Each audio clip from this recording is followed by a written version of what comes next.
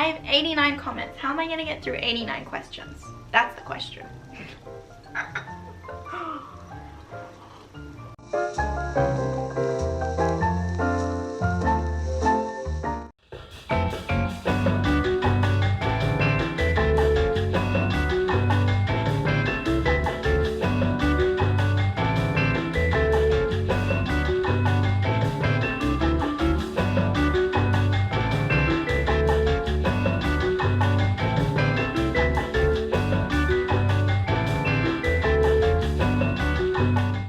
Next morning. Hello darlings, I thought I would do a little bit of a Q&A so you guys could get to know me a little bit more. So if you'd like, you can watch along and you can make yourself a cup of tea, and I'm just going to do my hair for the day and answer some questions that you guys have asked me. I also made a YouTube community post and a little Instagram post and asked whether there were any questions that you guys wanted to know, and I have had quite a lot of questions, so I might not get through all of them. I might have to break this video into 2 parts, but we'll see how we go. And I'll just start with my Instagram post first, and I'll do my hair for the day, so you can kind of follow along with that as well as the questions that you've asked me. And the hairstyle that I'm doing today is an updo with just straight hair, so this is a really helpful hairstyle if you haven't curled your hair the night before. It's very handy being able to have a little hairstyle up your sleeve that you can do when you have straight hair. Juliet asked me, do you miss home or are you loving it in Melbourne? I don't miss home a lot. I love being in the city. It's always lovely coming back for Christmas and seeing my family. I will always love coming back for Christmas, but I do love being in the city. I'm very much a city girl. Now my sister April asked me, what is the oldest piece you own? I don't know. Oh, I just spilled my tea everywhere. I don't know what is the oldest piece I own. It probably is, I've got a beautiful first doll that I bought from an op shop, which is a thrift shop for Americans. It's probably from the 40s, but I don't actually have very old pieces. I know some people have Edwardian clothing, and that's amazing that that's lasted that long. But yeah, no, definitely not.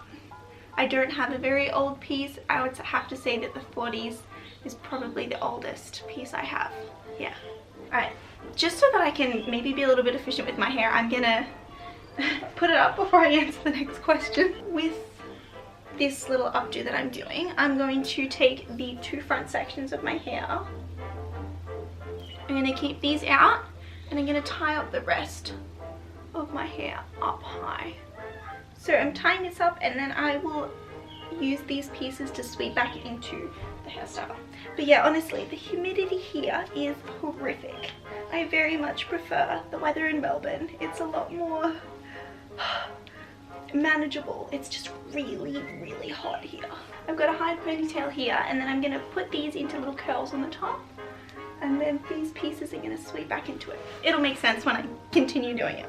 But let's answer another question. I have another question. What did you study in uni, or what was your favorite subject? What do you want to be? I've been to uni and I was studying a Bachelor of Nutrition, and then I was going to continue on to do a Master of Dietetics, but I ended up stopping that at the beginning of this year because it wasn't really what I was after in the end. I didn't really enjoy it. I mean, I love food and I do really like nutrition, but it's just a lot of work that goes into it. It's so stressful, studying full time, and I just wasn't, my heart wasn't in it anymore. So I stopped that at the beginning of this year, and I have decided that I'm going to move over and start studying nursing. So that's what I'm starting in the new year, is a Bachelor of Nursing. And what was my favorite subject at uni? Probably one of the more nutrition subjects. So like we were learning about all the benefits from the different types of food and all the vitamins and stuff like that. I did enjoy that the most. Definitely not the science subjects. Like, I did find chemistry really difficult. I mean, I got through it, I did well, but yeah, it's not my favorite. And yeah, what do I want to be? Well, since I'm doing nursing, I want to be a nurse. But otherwise, yeah, I just want to be happy in life. How often do you set your hair? Do you redo every night, or does it last? So yeah, I set my hair, you know, if I do have a week where I am going out quite a bit when I'm not staying home, I probably set my hair once or twice a week. I'm not very good at multitasking, but I'm gonna try. I'm just gonna start putting my hair in little pin curls on top and pinning that to my head. So yeah, I set my hair about 2 times a week, and I can make that last by rolling it up to the base of my head and then just putting a little headscarf on. But honestly, a lot of the time, because we're in Melbourne, it actually isn't so humid like it is here. So my curls do last, and I can actually sleep with my hair out, and it lasts for some reason. My hair is naturally straight. I don't know why it lasts so well. But yeah, usually my hair can last for 3 days, 2 to 3 days with the curls in it, and they just get more and more relaxed. And yeah, the best way to preserve your set is to roll up your hair underneath to the base of your head and put a scarf over that and tie it up. Lacey Faye has a really good video, the Vintage Girl Next Door. So she has a great video about preserving your sets. She shows you how she does it for a whole week, which was a very interesting video. So if you need any help with that sort of thing, you can go check out her channel. Can link it, I'll link it in the description of this video. So with these curls, I'm just going to be placing, like, I've got one this way, and then I've got one so you can look straight through the barrel of the curl. So, you know, just placing them all different spots, and you create a really cute kind of late 50s, 60s hairdo. Another question, not really vintage related, but I noticed some of your older posts talk about veganism. Were you vegan? If so, what made you revert back to vegetarian instead? Yes, I was vegan, and I am vegetarian now. Originally, I ended up changing. I was still in high school and living at home. My mom was really worried that I wasn't getting enough protein, and she really wanted me to eat eggs again. And so reluctantly, I went ahead and started eating eggs again. But then after a while, I ended up not really worrying so much about it and not being so stressed out about my diet and that it had to be a certain way. And now I'm really happy being vegetarian, and I feel like you can be a bit more relaxed with eating eggs and milk or dairy. But yeah, I love being vegetarian, and I like eating how I feel and helping the environment at the same time. So another question, how did you and your boyfriend meet? How has he reacted to you liking vintage things and starting a YouTube channel? He loves it. He's so supportive of me. So my boyfriend's name is James, and he hasn't had any complaints. I mean, when we first started dating, I guess you could say we're high school sweethearts. When we first started dating, I was pretty hippie. I went through a hippie stage because of, I guess, where we grew up in my family's hometown here. James and I have been together through all my fashion stages, and yeah, he loves that I love vintage. When you dress all the different years, your undergarments, like the foundational ones, corsets, garters, stockings, etc., do you make them, buy them, and if so, where is your favorite place to get them from? Where is your favorite place to get them from, or are they hand-me-downs? Okay, so I don't make any of my undergarments. That would be very cool. Hopefully the plan is to make some sort of undergarments like the 50s bras and stuff like that, but no, I don't make any at the moment. And I bought my bras from some modern shops in Australia that have happened to have a vintage style bra, so that's been a pretty lucky finding a bra like that. And the girdle that I wore in my 50s housewife video and my getting dressed in the 1950s, that was a girdle that I bought secondhand from an app called Depop. So that is an American app, and no matter where you are in the world, you can buy and sell through Depop. And yeah, so they don't have a lot of vintage on Depop. You can look if you'd like, but I'd recommend looking on Etsy and eBay for vintage garments like bras and girdles and that sort of thing. If you're not looking for a true vintage piece for those undergarments, you can find vintage reproductions from brands like What Katie Did and Reiko Shapewear. They have some really, really nice foundation pieces, and for a pretty reasonable price. I mean, it is always going to be expensive buying lingerie, especially trying to find a vintage style lingerie, but they do have some really nice pieces, so I definitely recommend those brands. Rolling up some little barrel curls and pinning them to the top of my head. It's pretty simple. How did your family and friends react to your choice to dress vintage, and how did you deal with that?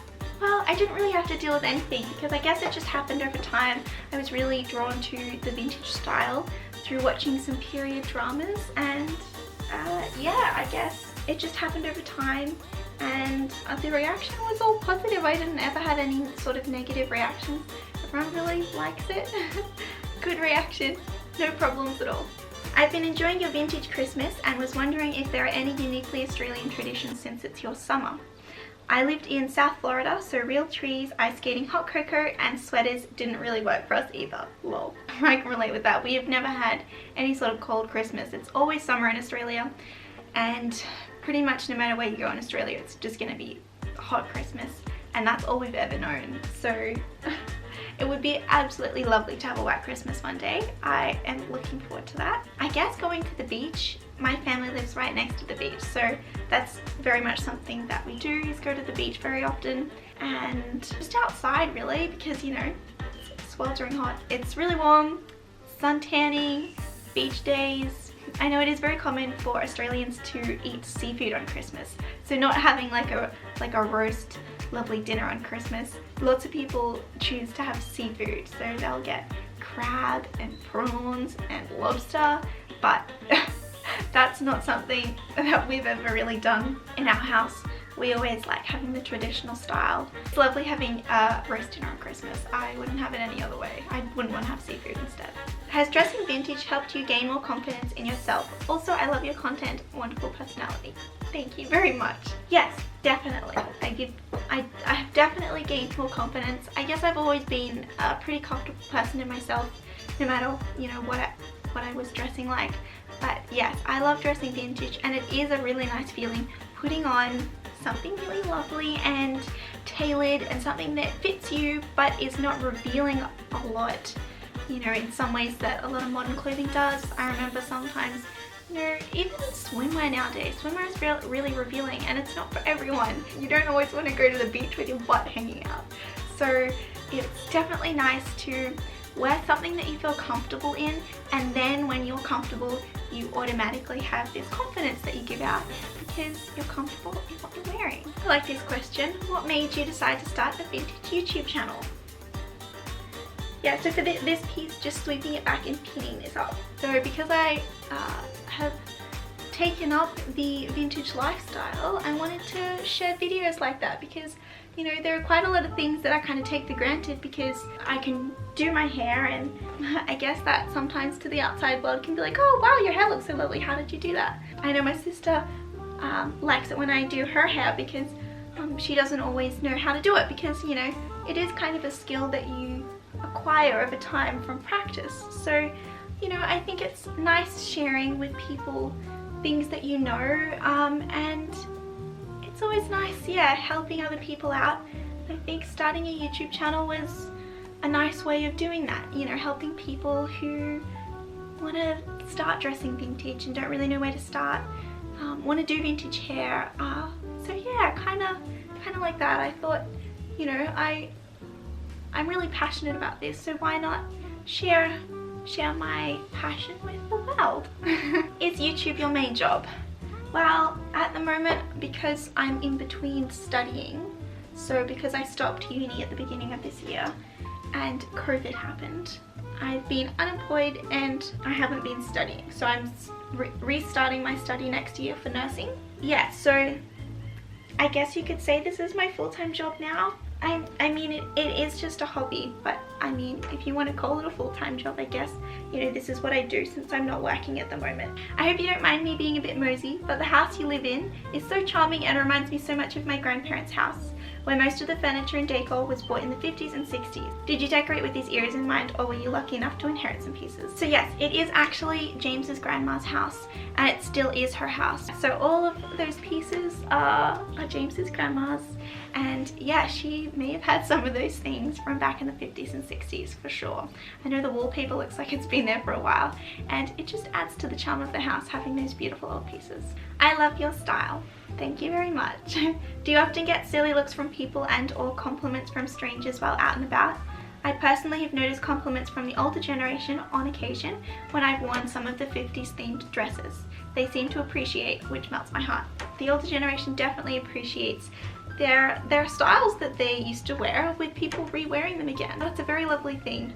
And I've never had any negative comments. I know some vintage ladies have had some comments from people, some negative comments, but I haven't had any negative feedback or comments from people down the street. And it's always lovely, you know, someone coming up to you and saying, wow, like your dress is so beautiful.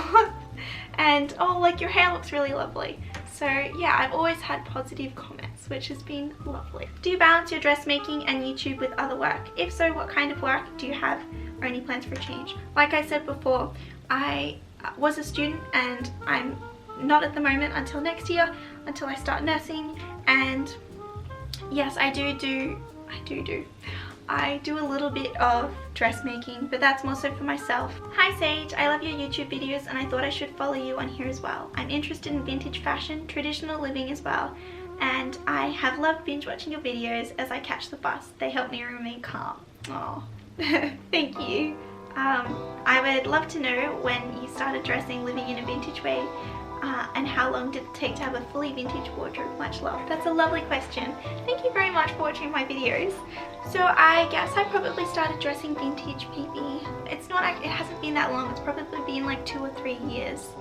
And I started dressing vintage because I was watching all of these beautiful period dramas and I thought the way they dressed was just so classic, so beautiful and timeless. And I really just thought, you know, like, why am I wearing these boring old modern clothes? Like, why can't I wear something cool like them? I just started doing research into different eras until I found an era, a particular era that I liked, and I started researching into the 40s and a little bit into the 50s, and I just loved all the clothing that they wore. So I kind of went ahead and was like, okay, this is the style I want. And then when I would go op shopping, go to thrift stores, I would just look for pieces that had a similar style. I would just grab those. Whenever I went to thrift shops, I would just find something that I liked and I just kept adding to my wardrobe. It maybe took like a couple of months, maybe 3 months before I pretty much had a decent enough wardrobe that I had enough clothes that I could wear on a daily basis.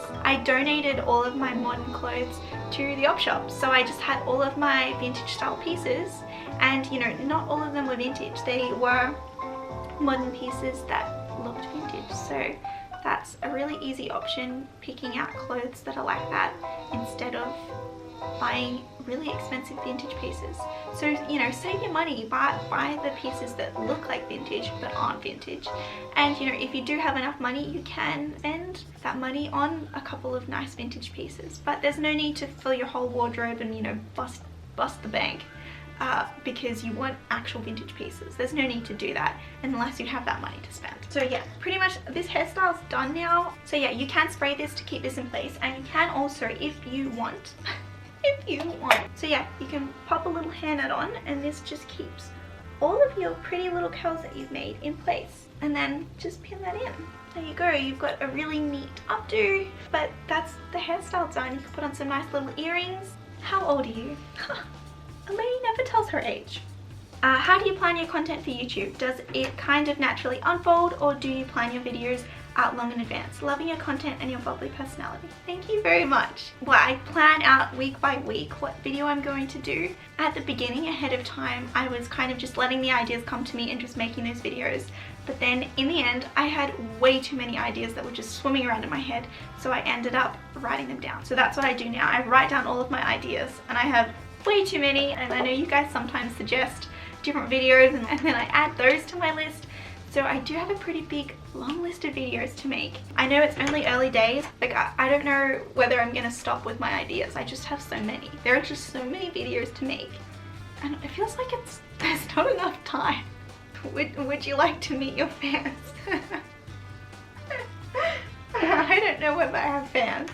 Yeah, in the future, I guess it would be lovely, you know, if I did do some traveling, to do a little bit of a meetup with the other vintage girls. I think that would be lovely. It would be lovely to meet you guys. If you wanted to meet me, that would be very sweet. How do you react to family and friends that comment on your vintage style? Does your boyfriend dress vintage with you? Do you work out of your home? Oh, so many questions. Okay. I'll go on one by one. No one's ever left me a bad comment from my family and friends. They all love it, so there are no complaints there. Does your boyfriend dress vintage with you? He doesn't actually have any vintage clothing. He really likes vintage clothing, but we definitely need to get him a nice 50s suit and some other little staple pieces, so yeah, that he can dress up with me, because I know I had lots of comments on my housewife video, oh, he's not dressing vintage. So yeah, it was just my, you know, challenge. James was actually in the middle of exams, so he was very, very busy and he didn't have the time to put in a whole lot of effort to try and look like he was from the 50s. So he has to be excused on that one. Do you work out of your home? Well, I was a full-time student, so I did work out of my home, but then when COVID happened, everything then transferred to online. Does making your own channel on YouTube help you make money? You can start making money on YouTube once you have over 1,000 subscribers and over 4,000 watch hours. So it took a while before it eventually got to that, but then things happened so fast. The housewife video had so many views coming in every 48 hours. There were so many, so it actually did take a while for YouTube to take over to say that I'm approved that I can make money. So yes, now I am making a little bit of money from YouTube. So the question was, does making your own channel on YouTube help you make money? Only asking because I'd love to be a stay-at-home mom to my son if I could generate an income from home somehow. Yeah, you can definitely do that with YouTube. Just you've got to be ready to invest, you know, time with regular videos, and it may be a long while before you start making money. You do have to have over 1,000 subscribers. It can sometimes feel like it takes forever, and 4,000 watch hours is a lot as well. So yeah, just as long as you're okay with having that time to wait before you can start making money, and maybe, you know, if your husband is working, he's able to support you for, you know, however long you think before you can start making money. Yeah, but you can definitely make money from YouTube and be a stay-at-home mom. These were the questions from my Instagram post. I'm running out of time. I'm gonna have to do a part 2 for this because this video is going for far too long. So I'll see you for part 2, and thank you so much for watching. So I hope you got what you came for and got the answers to the questions that you asked. And yeah, hope you enjoyed it, and I'll see you next Sunday. Bye!